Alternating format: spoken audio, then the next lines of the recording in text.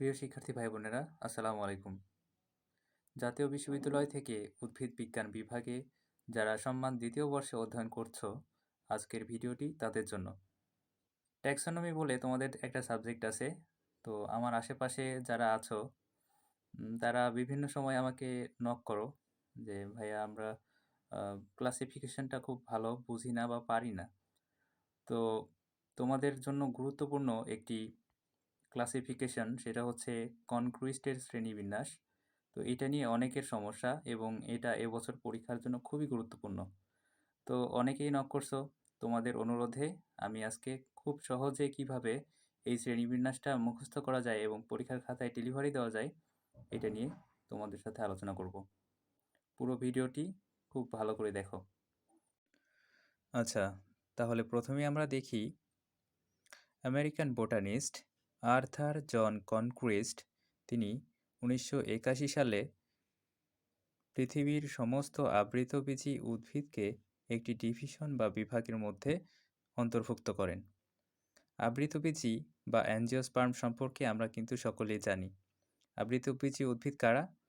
যে সকল উদ্ভিদের বীজটা ফলের অভ্যন্তরে আবৃত অবস্থায় থাকে সেই সকল উদ্ভিদকে বলা হয় আবৃতবীজী উদ্ভিদ।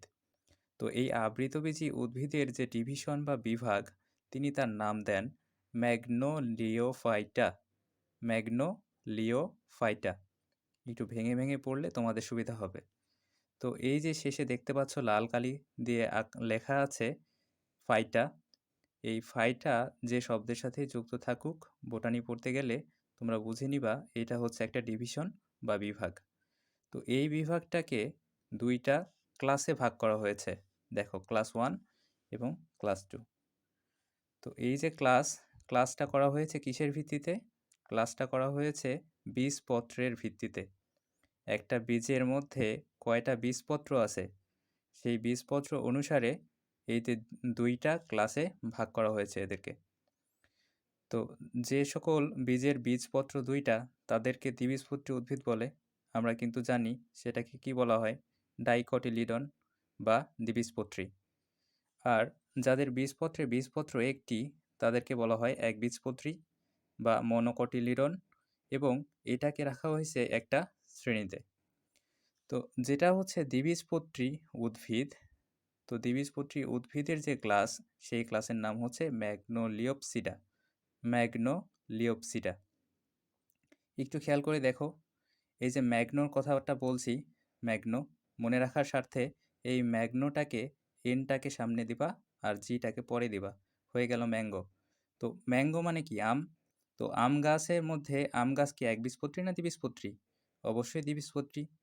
তাহলে এই যে ম্যাগনোলিওপসিডা, এই যে শেষে দেখতে পাচ্ছ ওপসিডা, এই ওপসিডা থাকলেই বুঝবা যে এটা হচ্ছে একটা ক্লাস। তাহলে ম্যাগনোলিওপসিডা আম গাছ হচ্ছে দ্বিবীজপত্রী উদ্ভিদ, এটা দিয়ে মনে রাখবা যে ম্যাগনোলিওপসিডা যে শ্রেণী এই শ্রেণীটা দ্বিবীজপত্রী উদ্ভিদের। এবং যেটা হচ্ছে লিলিওপসিডা, দেখো 2 নম্বর ক্লাস লিলি, এটা হচ্ছে পদ্মফুল লিলি। তো লিলি যদি পদ্মফুল হয়ে থাকে তাহলে তোমরা বলো পদ্মফুল এটা কি একবীজপত্রী না দ্বিবীজপত্রী উদ্ভিদ? খুব সহজেই তোমরা কিন্তু একবীজপত্রী দ্বিবীজপত্রী উদ্ভিদ চিনতে পারো। কীভাবে চেনা যায়? যে সকল উদ্ভিদের শাখা প্রশাখা আছে এবং যাদের পাতার মধ্যে যে শিরাবিন্যাস সেটা হচ্ছে জালিকা শিরাবিন্যাস, তাহলে সেটা হচ্ছে দ্বিবীজপত্রী উদ্ভিদ। আম গাছটা খেয়াল করো তাহলেই বুঝতে পারবে। আবার এদিকে খেয়াল করো যেটা লিলিওপসিডা, তো লিলিওপসিডার যে পদ্মফুলটা চিন্তা করো, পদ্মফুলের কি শাখা প্রশাখা আছে? নাই। তাহলে এটা থেকে এভাবে মনে রাখো যে এটা হচ্ছে একবীজপত্রী উদ্ভিদ। তো এই দ্বিবীজপত্রী উদ্ভিদের যে সাব ক্লাসগুলো আছে এই সাব ক্লাসগুলো একটু দেখো। ম্যাগনোলিডি, হেমামেলিডি, ক্যারিওফাইলিডি, ডিলেনিডি, রোজিডি, অ্যাস্টারিডি। এই যে প্রত্যেকটার শেষে আইডি এই এই প্রত্যেকটার শেষে আছে, তাহলে এগুলো দেখলেই কিন্তু বুঝতে পারবে যে এটা হচ্ছে সাব ক্লাস।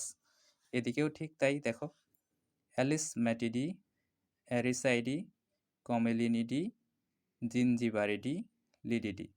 তো তো কিভাবে তোমরা এটা মনে রাখতে পারবে? এটার জন্য একটা শর্টকাট বুদ্ধি আছে। আমি তোমাদেরকে একটা গল্পের মাধ্যমে এই যে সাব ক্লাসগুলো আছে, এই সাব ক্লাসগুলো কিভাবে মনে রাখতে পারবে এবং কিভাবে খাতায় লিখতে পারবে, সেটা আমি খুব সুন্দর করে দেখিয়ে দিচ্ছি। আচ্ছা, তাহলে ১ম এ আসি কিভাবে ম্যাগনোলিওপসিডাস যে ক্লাসটা আছে, এই ক্লাসটার সাব ক্লাস আছে ৬ টা। এই ৬ টা সাব ক্লাস আমরা কিভাবে মনে রাখতে পারি? মনে করো রাজশাহীর অধিবাসী একজন মা এবং মেয়ের মধ্যে কথা হচ্ছে। তো মা তার মেয়েকে বলছে, মেয়ের নাম হচ্ছে মেঘনা। তো মা তার মেয়েকে ডাকছে, "মা মেঘনা, ম্যাঙ্গো লিয়েছিস?" ম্যাঙ্গো মানে তোমরা জানো, ম্যাঙ্গো মানে আম। তো সে তার মেয়েকে জিজ্ঞাসা করছে যে সে আম নিয়েছে কিনা? "ম্যাঙ্গো লিয়েছিস?" তখন মেঘনা বলছে, "হ্যাঁ মা, মিলিকেও দিয়েছি।" মানে মেঘনা নিজেও নিয়েছে এবং মিলিকেও দিয়েছে। এই মিলি হচ্ছে মেঘনাদের বাসায় কাজ করে। তারপর তার মা আবার বলছে, "তরকারিও ফাইলি না দিয়ে ওকে দে।" মানে ওদের বাসায় অনেক তরকারি বেঁচে গেছে। তো তরকারি ফেলে না দিয়ে সে মিলিকে দিয়ে দিতে বলছে। তখন মেঘনা বলছে, "যদি দিলে নিই তাহলে রোজই দেই। মানে আজকে যদি দিলে তাহলে প্রতিদিনই দেই।" তখন তার মা বলছে, "আস্তে, রিয়া শুনতে পাবে।" মানে রিয়া আবার আরেকজন। তো রিয়া যদি শুনতে পায় তাহলে সেও তো প্রতিদিন তরকারি চাইবে। এজন্য সে আস্তে বলতে বলছে। তো দেখো এটা কিভাবে এই গল্পের মাধ্যমে আমরা এই ক্লাসিফিকেশনটা পড়ে ফেলতে পারি। দেখো ম্যাঙ্গো, তো ম্যাঙ্গো যে স্বাভাবিক বানান সেভাবে লিখবা। তারপরে দেখো এই ম্যাগনো, এই এনটা হচ্ছে আগে দিবা আর জিটা পরে দিবা। তাহলেই হয়ে যাবে ম্যাগনো। আর এই যে এখানে লি আছে তাহলে ম্যাগনো লি। শেষে কি লাগাবা? এই যে আইডিএই, আইডিএই তাহলে হয়ে গেল ম্যাগনোলিডি। এখান থেকে খুব সহজেই পেরে যাচ্ছ ম্যাগনোলিডি। এরপরে আসো এই যে হ্যামা মেলিডি, হ্যামা মেলিডি যেটা। দেখো এখানে হ্যাঁ, তারপরে এখানে মা, তাহলে হ্যামা, এই যে এমইএলআই মিলি, হ্যামা মিলি, হ্যামা মেলি। শেষে আইডিই লাগিয়ে দিবা তাহলে হয়ে যাবে। তারপরে দেখো তরকারি, এখান থেকে তরটা ফেলে দিবা, দিয়ে কারি, কারি থেকে CARY কারি, তাহলে কারি, তরকারিও, এই যে ক্যারিও, ফাইলি, এখানে দেখো এই যে PHY ফাই, LLI ফাইলি, তাহলে ক্যারিও ফাইলি। শেষে কি লাগাবা? DAE, হয়ে গেল ক্যারিও ফাইলিডি। তারপরে দিলেনি, দিলেনি ইংরেজিতে লেখো DILLE, দিলে NINI, দিলেনি। তাহলে দিলেনি শেষে কি লাগাবা? DAE, দিলেনিডি হয়ে গেল। তারপরে রোজিডি, তাহলে ROSI রোজি, তাহলে রোজির পরে কি লাগাবা? এই যে DAE, রোজিডি। এরপরে আস্তে, ASTE, আস্তে। রিয়া, এই রিয়ার RI, রি, অ্যাস্টে রি। শেষে কি লাগাবে? DEE, অ্যাস্টে রিয়েডি। তাহলে এই যে এই গল্পটুকু যদি তুমি মনে রাখো তাহলে কিন্তু তুমি খুব সহজে এই যে ম্যাগনোলিওপসিডা ক্লাসের যে সাব ক্লাসগুলো আছে এগুলো খুব সহজেই লিখে ফেলতে পারবে। ঠিক আছে? এটা খুব ভালো করে দেখে রাখো। আচ্ছা, এবার দেখো ক্লাস 2। এই ক্লাস 2 এর সাব ক্লাস যেটা আছে মানে লিলিওপসিডা ক্লাসের সাব ক্লাস এই 5টা, এটা কিভাবে মনে রাখবো? তো এটা মনে রাখার জন্য একটা গল্প বলি। সেই গল্পটা হচ্ছে লিলি নামের একটি মেয়ের। তো এই লিলি নামের একটি মেয়ে, একে কেউ জাদু করেছে। তো জাদু, আমরা গ্রামাঞ্চলের মানুষ যারা আছি তারা কিন্তু জাদু-টোনায় বিশ্বাস করি এবং হ্যাঁ, জাদু বলে কিছু আছে। তো তাকে জাদু করা হয়েছে এবং স্বপ্নে সে দেখেছে আলী নামের একটা মানুষ তাদের গ্রামে বাস করে। তো ওই আলীর বাড়িতে থেকে যদি এক ডালি মাটি নিয়ে জিনের বাড়িতে যাওয়া যায় তাহলে সে জাদুমুক্ত হবে। তো সে সকালবেলা উঠে ডালি নিয়ে আলীর বাসায় গেল। তো আলীর বাসা থেকে মাটি নিয়ে সে ফিরতেছে মাথায় করে। তো ফেরার পথে অনেক ভিড় রাস্তার মধ্যে। তো এই অবস্থায় সে আসছে এবং বলছে, দেখো, তো প্রথমেই দেখো যে লিলির মাথায় মাটির ডালি, মানে লিলির মাথায় মাটির ডালিটা কোথায় থেকে নিয়েছে? মাটির আলীর বাড়ি থেকে। তো লিলির মাথায় হচ্ছে মাটির ডালি। এখন লিলি ভিড়ের মধ্যে পড়ে গেছে, রাস্তার মধ্যে অনেক ভিড়। কিন্তু ওই মাটি কিন্তু এক টুকরোও পড়া যাবে না। যদি পড়ে তাহলে আর কাজ হবে না। এজন্য সে রাস্তায় যাচ্ছে এবং মানুষদেরকে বলছে, "আরে সাইড দে।" তো ওই মাটিটা আলীর বাড়ি থেকে সে কিনে নিয়েছে। তো কম দামে কিনেনি, অনেক বেশি দাম দিয়ে কিনেছে। এজন্য সে বলছে, "আরে সাইড দে, কমে লিইনি।" মানে মাটির দাম অনেক বেশি, কমে লিইনি। এরপরে সে আরো বলছে যে, "লিয়ে যাবো জিনের বাড়ি।" তো এই লিলির বাসাও কিন্তু রাজশাহীতে। রাজশাহীর ভাষার একটা টান পাচ্ছ না? হ্যাঁ, এখানে রাজশাহীর ভাষার কিন্তু একটা টান আছে। তাহলে বলবা এইভাবে যে, "লিলির মাথায় মাটির ডালি, আরে সাইড দে কমে লিইনি, লিয়ে যাবো জিনের বাড়ি।" তো এই দেখো, একটু মেলাও। এই যে লিলি, এই লিলি থেকে ১ম এ এই যে এটা লিলি ডি, প্রত্যেকের শেষে DE এটা লাগিয়ে দিতে হবে। ঠিক আছে? সাফিক্স। তাহলে দেখো লিলি, এই লিলি থেকে হচ্ছে লিলি ডি। মানে সবার ১ম এ হচ্ছে ৫ নাম্বারটা। ঠিক আছে? এরপরে আসো লিলির মাথায় মাটির ডালি। এই যে মাটি, সেই মাটিটা কার বাসা থেকে নিয়ে আসছে? আলীর বাসা থেকে। তাহলে এটা কি? অ্যালিস মাটি, অ্যালিস মাটি।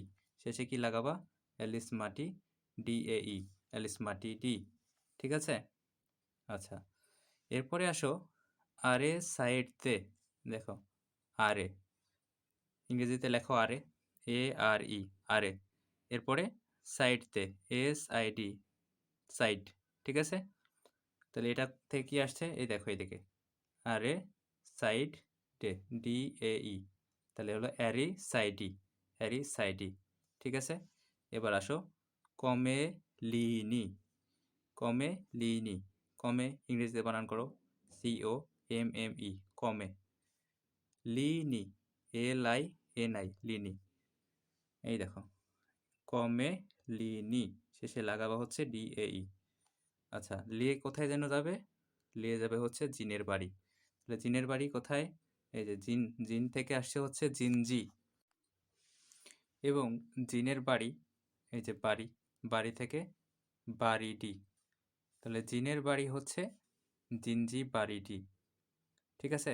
এখানে শুধু একটা জিনিস মাথায় রাখবে যে ১ম এ যেটা আসছে এটা যাবে সবার শেষে। তারপরে একদম সিরিয়ালি ১, ২, ৩, ৪, তারপরে এটা হলো ৫। এই সিরিয়ালটা একটু সাজায় নিবা, তাহলেই হয়ে গেল। এই সিরিয়ালটা মেইনটেইন করার দরকার আছে কি নাই এটা অনেকে জিজ্ঞাসা করো। হ্যাঁ, এই সিরিয়ালটা মেইনটেইন করতে হয়। কারণ হচ্ছে এখানে অনুন্নত থেকে একদম উন্নতভাবে আ ক্রমবর্ধমানভাবে সাজানো আছে আরকি। ১ম এ একেবারে অনুন্নত, তারপর আস্তে, আস্তে উন্নতর দিকে। এজন্য এই সিরিয়ালটা মেইনটেইন করা উচিত। ঠিক আছে? তো আজকে এই পর্যন্তই। ভিডিওটি তোমাদের কেমন লাগলো? হ্যাঁ, এটা ফলদায়ক হবে কিনা? হ্যাঁ, এটা আমাকে একটু জানিয়ে দাও। হ্যাঁ? আর তোমরা পরীক্ষায় ভালো করতে পারলে আমার খুব ভালো লাগবে। তোমরা সবাই ভালো থাকো এবং সুস্থ থাকো।